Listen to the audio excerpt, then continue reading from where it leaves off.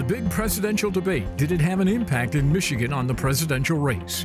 Chuck Stokes, Beth LeBlanc, Lauren Gibbons, and Jonathan Osting are here talking about all things political in Michigan.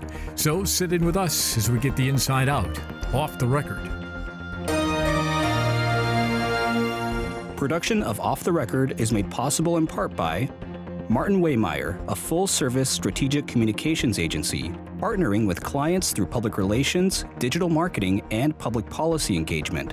Learn more at martinwaymeyer.com. And now, this edition of Off the Record with Tim Skubic. Well, 67 million people found something to do the other night to watch the debate, and I have 4 of them right here. Where did you watch the debate? In my kitchen. In your kitchen? In my kitchen. Right so next I can to the get bar or the refrigerator? When things really got rough, I would need another drink of water. There you go. Where'd you watch it? From my couch on my phone. I was at a watch party doing some reporting for a story I'm working on later, so I saw some reactions from folks. That's interesting. And? I am not too embarrassed to admit I watched from bed on my laptop computer. These things are too late for me. My bride and I watched it from home, and it was nice and peaceful and quiet. And where was your watch party? It was in Royal Oak. So what did you learn from that? How many people? It was like a room in a rooftop bar, so it was pretty. So full, nobody was watching the debate. Well, there were a lot of cheers and boos at the time that you would expect from a party hosted by Democrats. Okay. All right. So, Chuck, what did you make of it?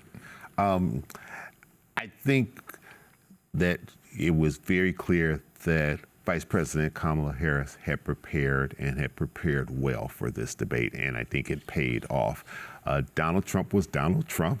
I don't think he did a lot of preparation, but I think he felt he didn't need to because he had been in 6 of these before this one, and he knew what this was all about. It was a very spirited debate. A lot of attacks.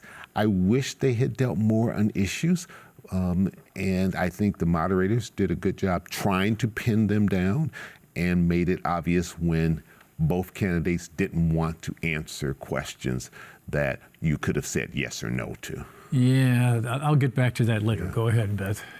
I mean, I think Harris kind of had Trump's number in that one. I mean, she baited him a couple of times during the debate, and he responded really quickly afterwards on crowd sizes, on different issues that did not reflect well on him. And she obviously had prepared and was prepared to debate Trump in particular and to play Trump in particular. I don't think Trump was prepared to, kind of stay on topic and answer the question and dwell on the issues where he did have a stronger argument. So it was definitely an interesting debate, and I think one candidate probably prepared better than another. Yeah, I think it was an interesting experience for Trump because since 2016, since he started his political career, he's been the wild card in these debates. And I think this time Harris was the wild card. Everybody was watching how she would do, what she would say, how she would debate with Trump. And I agree with Beth that it was a situation where Trump came doing the same playbook that he usually does, and Harris was the one who brought a playbook specifically tailored to how Trump would react. Yeah, to Beth's point, I mean, the answer that everybody's going to remember was actually Kamala Harris dodging a question on immigration. The question was, how Democrats had let, under Democratic president anyways, so many undocumented immigrants had made their way into the country. She did not answer that question and instead invited people to go to a Trump rally and suggested that people leave these things early because Trump can't stay on topic. And what does he do? He goes off topic, he takes the bait, he starts talking about crowd sizes, and then segues into what most people will remember, which was a rant about, falsely seemingly, about Haitian immigrants eating cats in Ohio. So Kamala Harris came out way ahead on that question, which should have been the hardest question for her. And what people should remember, if Trump had stayed on topic, was that she did not answer the question on immigration. And that wasn't the only one. We are not supposed to have biases. Okay, I'm going to confess one right in front of everybody right now. I have a bias against debates where there are questions not answered and reporters don't do their duty and follow up to get answers. Exhibit Putin. Have you met Putin? That was an interesting question. Did she answer it? No. No, she did not. Okay, let's see. Are you better off 4 years now than you were 4 years ago? Okay. Didn't answer it. Okay. And Trump actually had her on the ropes on the abortion issue when he turned to her and said, are you for abortions at months 7 and 8, which is a very controversial issue, and she didn't answer that either. So that's my bias. I confess to it, but it wouldn't have determined the debate one way or the other. I think the die was cast on this thing. Yeah, and I think the real telltale sign is, regardless of what Donald Trump is saying out on his campaign rallies now about how well he did in debates, the fact that he is saying, I'm done with debates, there will be no more debates, when just a few weeks ago he was saying to Joe Biden, I'll debate as many times as you want, anywhere, anytime. And this is a debate that next debate was supposed to be on Fox, and you're saying no to that. Now, he may change his mind again, but as of right now, he's saying, I don't want any more of Vice President Kamala Harris. If the polling data is correct, and our thanks to our good friends over at Mears and Stevie Mitchell for putting together the numbers, but here's what he came up with after the debate, and it's very interesting.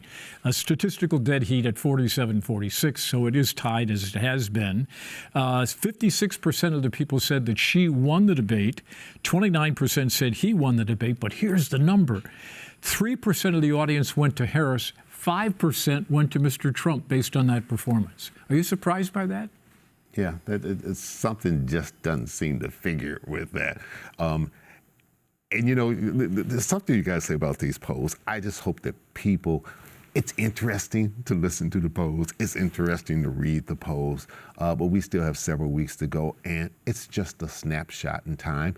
And all of these polls, when you go down the list and look at them, they're all within the margin of error. So this is a close race. I think it's going to go right down to the wire. And the good side of it is that hopefully it will engage the voters, and none of them become complacent. Neither of the candidates become complacent, and they say, we've got to get our folks out, that this is going to come down to a handful of swing states. Laura, explain to me how 56% could say she won the debate, and then she doesn't pick up a lot of, it's one thing to win the debate, but we don't give a hoot. You know, I think it's really interesting, to that point, it just how Harris has approached her candidacy thus far has really been focused on hitting back at Trump. It's been less focused on some of these policy issues that you mentioned. I think it's unfortunate that we're probably not going to see another debate between this pair, because we were starting to get at least some answers, some more specifics on some of these policy issues. And admittedly, she hasn't been in the race for very long, hasn't had as much time, but that was an area where I think a lot of voters were hoping to hear more from Harris about specifics on issues. And certainly there were some concerns on the Trump side as well. When he was asked for specifics about policy issues, there was at one point he mentioned a concept of a plan on health care, which I think was something that was picked up. Which he's been talking about for about 1,000 years. Right. So it seems as though, if he, since he was president before, maybe he would have had more thoughts on that issue. But as far as Harris is concerned, I think there was a lot of opportunity to hear more that wasn't necessarily answered, and I think a lack of another debate, is unfortunate for voters. I thought, congratulations to ABC to have the split screen, because as we all know, part of the debate is not only what you're saying, but how are you reacting? Okay, and the contrast between the two of them was striking. Yeah, I mean, Harris was quite expressive. Made some. I don't know if you'd call them smirks or what have you when Trump was saying certain things. Trump was very dour, stone-faced, you could say. No eye contact. Yeah, and I mean, You know, I guess it depends on your perspective, probably going in, who you think that helped more. I mean, Harris is, at least Tim Walz has been making the case that Harris is the joyous candidate, one who's more lively and personality-driven, whereas they contend that Trump is only in it for himself and selfish. And if that's the mindset you came in with, probably you thought those facial expressions were consistent with that. But on the flip side, I mean, I know some people, you know, people are always going to judge candidates' appearances in these debates, but certainly Harris was more expressive. What I kept asking myself during the debate was, I thought this was a red meat speech for the base of both parties. Both candidates said stuff that appealed to their base, but that's not the audience that they needed to get over the line. They needed the fence sitters, the independents, those that didn't. There were 38% that said, we need more information about her. I'm not sure either of them accomplished that goal. Am I out of left field on this? Well, I think you make a good point. It's that middle. It's that person that sometimes votes Democrat, sometimes votes Republican, maybe sometimes doesn't vote at all, or a true independent. It's a shrinking number, but it's an important number, especially in the swing states. In Michigan, it's going to be one of them. The race. It's going to very well decide this race. And I think a lot of them probably got a little frustrated because they were probably looking for, as Lauren said, answers to policy questions more than the far right or the far left, and they probably felt as though they didn't get some of that. What I thought was really interesting were the closing statements. I think if you're just looking at candidates, I think their closing statements were so different that it really said a lot about each one of the candidates. And that's not to say good or bad. I think it was a clear difference between in tone, content, in terms of tone, context, what they were focusing on, future versus past, all of those things. And I think for someone sitting there who's undecided, they may have walked away and gotten more from the closing statements than anything else. If they were still there. Yeah. If they were still there. If they were still Very there. good That's a point. big if. I struggled to still be there by the end. So I can't imagine what the average voter did. But I also think sometimes these debates and what's said during them are almost tailor-made for little GIFs and memes on Twitter. And that may be how the majority of voters are getting their information about what was said at the debates. Just these short, kind of out of context clips on both sides that are being spread through Twitter or TikTok or what have you. And so I don't know, I think that might be part of the strategy too, is just to take those clips and flood social media with them. And for the folks who didn't watch the debate, which probably is quite a few, that's the information they're getting are those clips. Well, let's not forget immediately after the debate or right around the same time, also Taylor Swift dropped her endorsement of Kamala Harris, which for folks who didn't watch the debate may have had an even bigger reach anyways on social media. So you guys are spot on here. The afterlife of the debate often takes on more impact than the debate itself, especially with social media these days. Also, did you know that she asked people to go to a website to sign up? Yeah. I thought that was a good piece of strategy. She got 300,000 people to go to her website as a result of that. That's not bad, is it? Sure, yeah, and certainly it was a chance to make a pitch to folks who, you know, as we mentioned, still watching. But yeah, certainly if you weren't watching the debate, perhaps one of the things that came out was just that little jingle somebody made to Eating the Dogs, Eating the Cats, which has come up on my social media more times than I can even imagine. So there was a lot more to the debate than that, but that was something that is persistent on social media. Yeah, when I said earlier, that's the part of the debate that a lot of people are going to remember. That's because that's what went viral. Trump would have liked an embarrassing moment for Harris to go viral, but instead it's him on his own social media site the next morning, tweeting out questionable links, trying to back up his claims. I mean, it did seem like he was scrambling to explain himself after the debate instead of actually going on a victory tour despite his claim he won. And tell me, you said something on this program a few weeks ago that I think is really important now that this first debate is over, and we don't know if there'll be another debate, I think for the Harris campaign, it is very important that she gets to these swing states and starts talking to people that are sitting around this table and doing one-on-one interviews and more personalized interviews than these big mega crowd things, because there's still a lot of people out there that aren't quite sure what they think about Kamala Harris and her policies. Donald Trump has been out here for a long time. If you don't know Donald Trump, you've been Rip Van Winkle and you've been asleep. But she still needs to define herself, and what better way than to personalize it by getting in and doing some of these type of interviews and answer the questions that the local media is going to ask that the national media may not ask.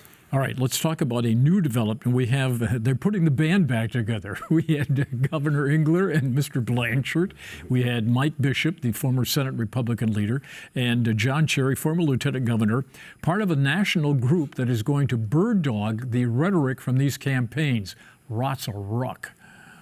Make no mistake, over the years, former Governors Jim Blanchard and John Engler, along with former Lieutenant Governor John Cherry and Senate Republican leader Mike Bishop, all four of them have had their political disagreements. But they are definitely united on this assignment, wanting to debunk the notion that the fall election may not be on the up and up. But we come here to call out any politician, Democrat or Republican, or any organization that's intent on sowing doubt and distrust about this very foundation to a democratic society, which is the electoral process. This bipartisan reunion of sorts comes at a time when former President Trump is still questioning the last election, and Republican Mike Bishop argues, let's move forward.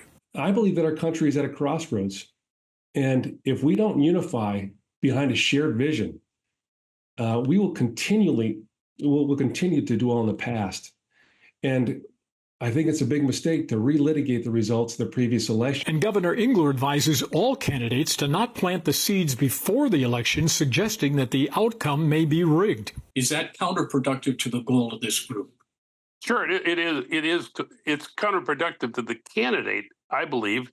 I wouldn't say to, Mr. Trump or the people around him or anybody else that, it's rigged before it's even been held. These four politicians and their staffs will monitor the statements of candidates, and when necessary, they will step in to try to refute any claims about alleged unfair voting. So we want to make sure that when people raise the idea that elections are rigged or not accurate or there's fraud, that we can make sure everything is investigated, but we will beat it down. Michigan joins other swing states in bird dogging the voting with this special bipartisan Protect the Democracy project.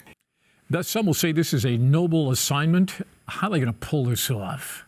Well, I'm not sure we quite understood that at the end of that hour-long press conference yesterday. Which was supposed to be 30 minutes. Yes. But it sounds like these folks, these former leaders from Michigan, are making themselves available. If there is an issue, if there are allegations about the election, that they're going to come forward and swat them down and say, no, this has been investigated, this is what it means, or there was an audit here, and this is why we can say that this process worked the way it did. So I think they're just making themselves available as former leaders of this state who may or may not have continued influence on people's thoughts on the election. I think even they acknowledge maybe people won't respect what we have to say at the end of the day. Maybe we are kind of from the past of the state, but they're also saying, or we can be a respected voice out there talking about the integrity of Michigan's election system and the people who put it together. I think it speaks to how a lot of public officials on both sides of the aisle saw what happened in 2020, saw the destabilization that happened, and are really trying to avoid that in 2024.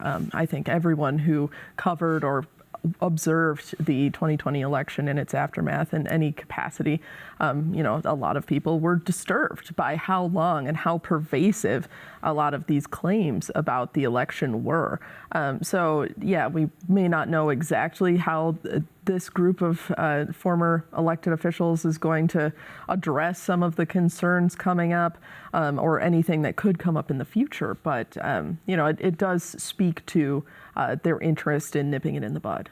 No offense to Mr. Engler, but I do not think the hardcore MAGA crowd is going to be persuaded by a former establishment Republican. You know, Trump has moved the party beyond the John Englers of the world.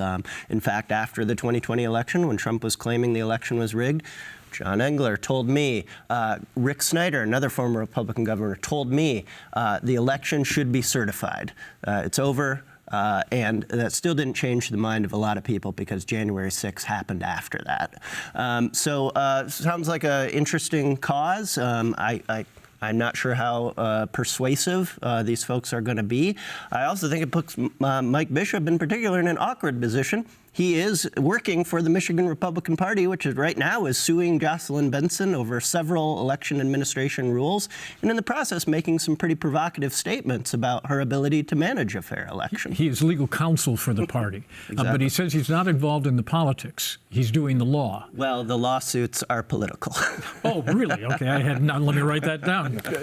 I think it was a proactive move. I think it may turn out to be more important to have those voices after the election than leading up to the election, because we can all pretty much be sure that no matter how this election turns out, whoever ends up being the winner and the loser, according to the popular vote and the Electoral College, it's going to be challenged in some way, shape, or form.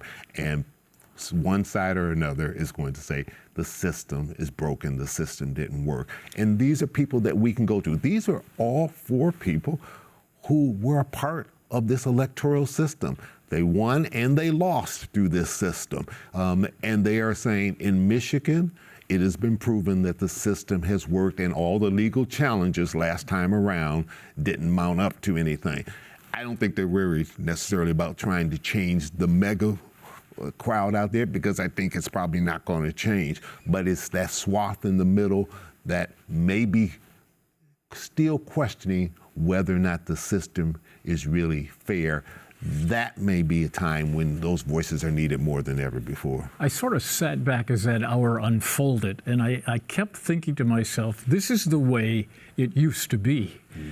There used to be political cooperation between both parties. They had their differences, but they were able at the end of the day to put those aside and do something that perhaps helped the people out.